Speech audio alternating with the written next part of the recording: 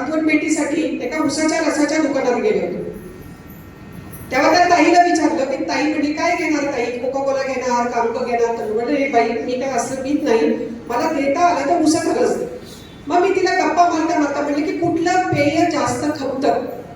तेव्हा तिने मला सांगितलं की ताई सगळ्यात जास्त पेय जर कुठलं लोकप्रिय असेल शाळेतल्या मुलांमध्ये तर स्ट्रिंग नावाचं जे कोल्ड्रिंक आहे ती मुलं जास्त पितात. म्हटलं का पितात? तर ती म्हणली मला माहिती नाही, पण ते असं म्हणतात की त्यांनी किक बसते. आता किक बसते काय तर ते ह्या कदाचित मागं बसलेल्या ह्यांना आणि इकडे कुठे बसलेल्या त्या पुरुषांना कदाचित थोडंफार माहिती असेल किक म्हणजे काय. आणि ज्या वेळेला 8वी 9वीच्या मुलाला जर किक म्हणजे काय हे माहिती असेल आणि ते मूल स्ट्रिंग सारखं पेय जर सतत पेत असेल तर त्या पेयामध्ये अल्कोहोल निश्चित असलं पाहिजे.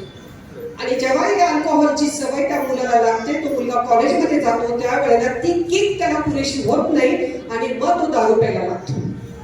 आणि म्हणून मांडीवरचा मोबाईल, हातातला मोबाईल किती वेळ वापरायचा, का वापरायचा, कशासाठी वापरायचा याचा विचार तुम्ही करा. आणि आपली मुलं पहिली सावरा, आपलं कुटुंब पहिलं सावरा.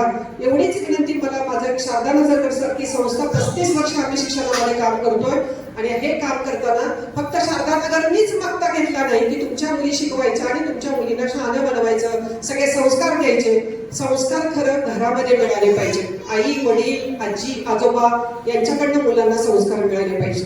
आणि ते संस्कार पीठ थोडंसं बदललंय आणि आता तिथे व्हॉट्सअपचं राज्य आता घरामध्ये सुरू झालेलं आहे. त्यासाठी आपण सगळ्यांनी थोडंसं आपण हे करा.